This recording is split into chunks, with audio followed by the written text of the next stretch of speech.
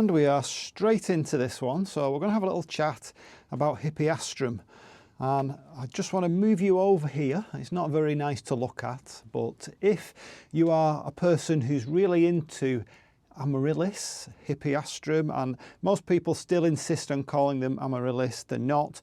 The ones that you buy in the shops, the big bulbs that you bring into the house, and people tend to get them flowering at Christmas time, they are actually Hippeastrum, they are not Amaryllis. However, it's a bit like the geranium pelargonium thing. If I go and put Hippeastrum as my title of my video, nobody's going to click on it. If I put Amaryllis, then I might actually get some views on it. So I think I might do a bit of a mixture of both. So this is for people who, like me, are struggling to rebloom them. Now, I've made videos on Hippeastrum before, and the truth is my situation has changed. We'll just have a little wander around while I'm chatting about this, so you can at least see some nice plants.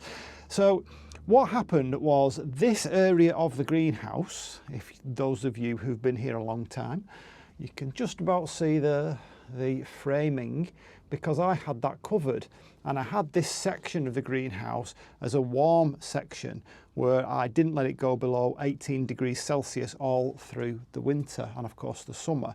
The section over there, I kept that to the cooler growing section, so that did go down to 12 degrees. So I didn't really have any problem, at least initially, on reblooming these things year on year, because they were kept at that temperature. I didn't allow them to go into dormancy. And my friend over in Florida has the same, or had the same setup, where he had lots of Hippeastrum in pots and he just left them. And they did their thing and they carried on flowering, and that was that. However, Florida, this is not. This is Wigan, and Wigan is much, much colder. And since I've put the insulation up there, you can see my heating costs have plummeted. Honestly, if anybody ever thinks of doing it, dig out that video, those couple of videos. It has been so well worth it. I've saved myself a fortune, and I'm still, at the moment, it's like 20 degrees in here at the end of October, and I'm still not reducing it down to 12. I'm allowing it to go lower than that at night because it's going higher in the day. So I digress as usual. So as my situation changed, that meant that the Hippeastrum were going to be much cooler during the winter. So which means that I'm going to have to go back to the dormancy. Now, I think, and you know, I've let it go run like this for quite a while now. I think that first off, I've not been allowing them to be dormant for long enough. Been chatting to a couple of people, I've looked it up, and you really want at least 10 weeks of dormancy, total dry dormancy. So A, I've not been allowing them so long. B, I've probably been giving them a little trickle of water. So that's two things. And the third thing, C, I'm getting this mixed up, aren't I? A, B's, C's and 1, 2, 3's. We'll stick with C, stick with the letters. So C, I have not fed them during that growing period. Now again, somebody said to me that they don't really need to feed them. That's fine, I understand that. You know, plants, it's difficult to say, isn't it? It's difficult to know what would happen if you had fed them and what would happen if you didn't feed them. So in my situation, because they're not blooming, I fed them just because I thought, well, I can't make them not flower anymore. They're not already flowering, if that makes any sense. So yes, I did feed them. You can see the spent granular feed there. And what I did do, or what I've been doing, is keeping them in keeping them in leaf, thinking that that would help. But of course, this ain't Florida, and I'm going to try to get them to go dormant again. So as you can see, I have cut all the leaves off them. I'm not going to water them again. I'm just wondering how many I've got actually. 1, 2, 3, 4, 5, 6, 7, 8. One of them did actually flower. I can't remember which one it was. I think there's one on the floor. 9 plants. Some of them are species. Some of them are, I hesitate to use the word rare, but they're not easy to get hold of anyway in this country. And some of them are absolutely, well, they're all stunning flowers, are they? Hippeastrum are brilliant. But there's another problem that I've just kind of spotted. Hippeastrum like this.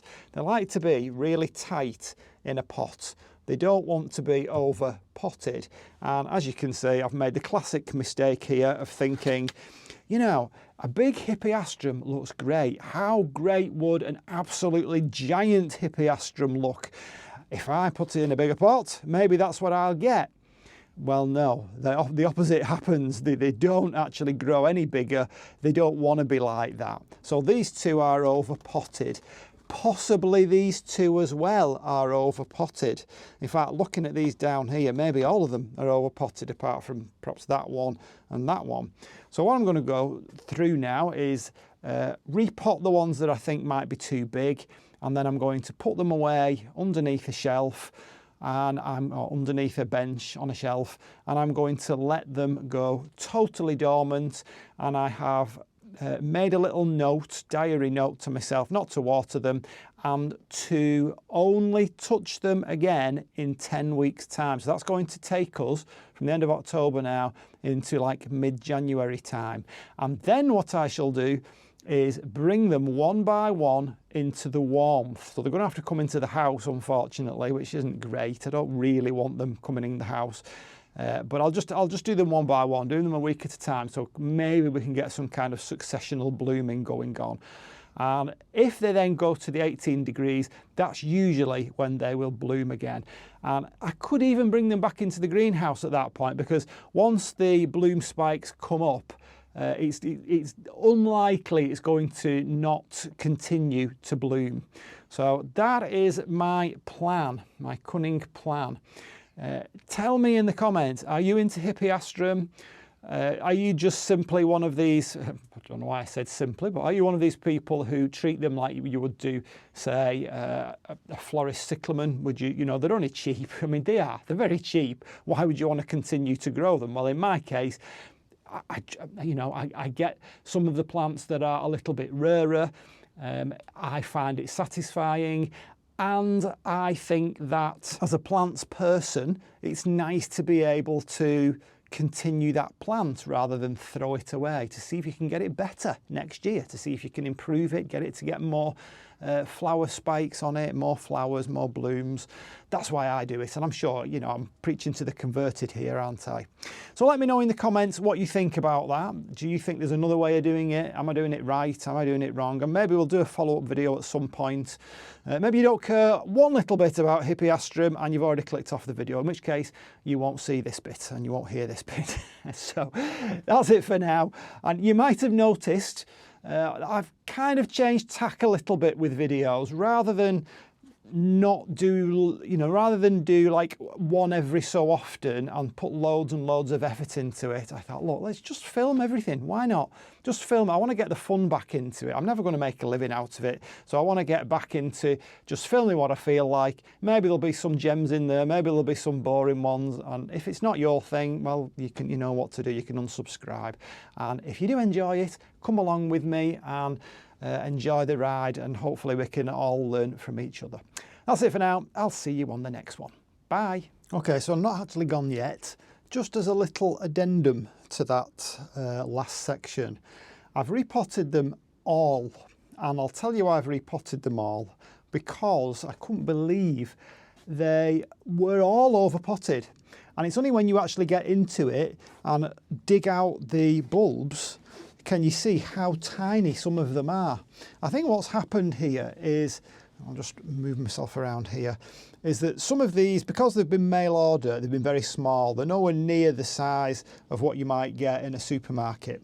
That one, for example, Hippeastrum Sumatra, it's tiny, and I had it in this massive pot, good, I don't know, 12 centimetre pot, and that's a 7 centimetre pot. So I have repotted, apart from that one, I've repotted every single one of them. And actually, there doesn't look that many now. I think there's 8 in total. So I don't know what I was thinking. No idea.